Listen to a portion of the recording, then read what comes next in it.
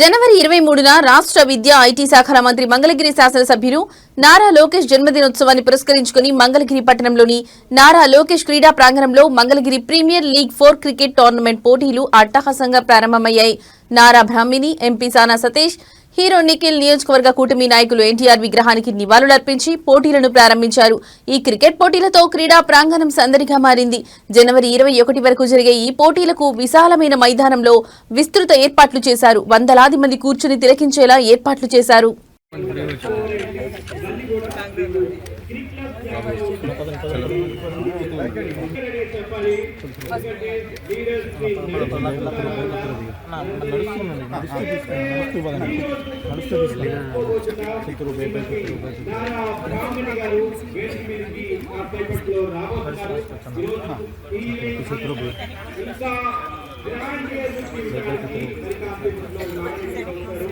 అలాగే మనతో పాటు ఈరోజు ఈ ఈవెంట్ నారా లోకేష్ గారి బర్త్డే క్రికెట్ బ్యాంక్ ని ఇనాగ్రేట్ చేయడానికి మనకి ఈరోజు జాయిన్ అవుతున్నారు.